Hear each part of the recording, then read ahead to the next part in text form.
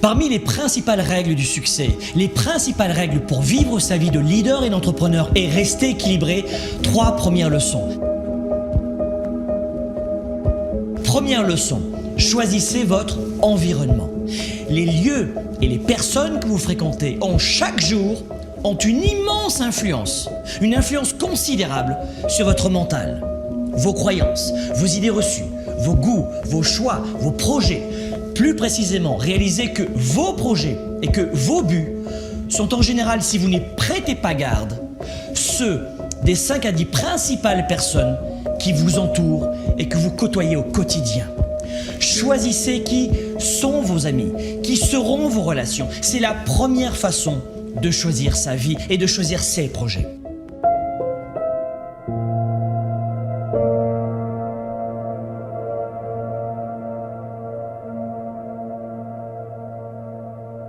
Leçon numéro 2.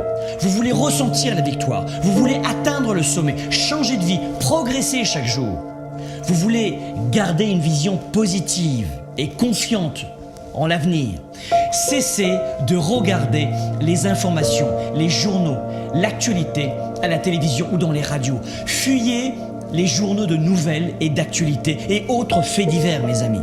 Le but des médias avec les journaux de nouvelles et d'actualité, ce n'est pas de vous permettre de réussir à vivre votre vie, mais de capter suffisamment votre attention pour augmenter les audiences et donc pour augmenter leur chiffre d'affaires.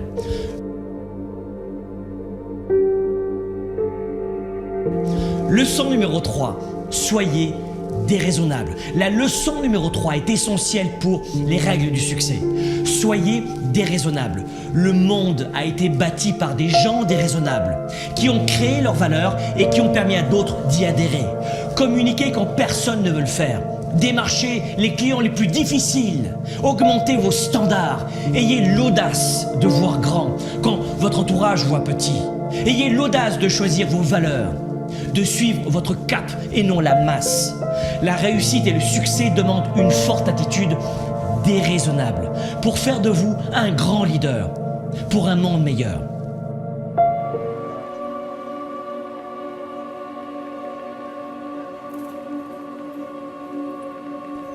Soyez flexible. Le succès demande de la flexibilité.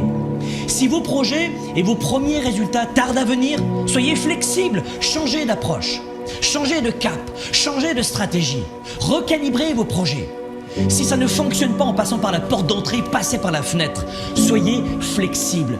Il n'y a pas de grand succès si on n'est pas flexible. Votre futur sera ce que vous en faites si vous êtes flexible. Pensez à l'avenir. Ces leçons du succès ne sont pas uniquement faites pour vous, mais pour vos proches. Au-delà de vous-même, votre réussite va aussi devenir celle de votre famille, pour qu'elle ne soit jamais dans le besoin. Et puisqu'on en parle, le succès, c'est aussi l'argent.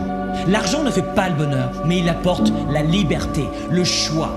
La liberté de prendre soin de ses proches, de vous-même, de votre santé, de payer les meilleures études et les meilleurs médecins à vos enfants, de créer des emplois, de contribuer auprès de vos églises ou de vos associations, de participer à une cause sociale.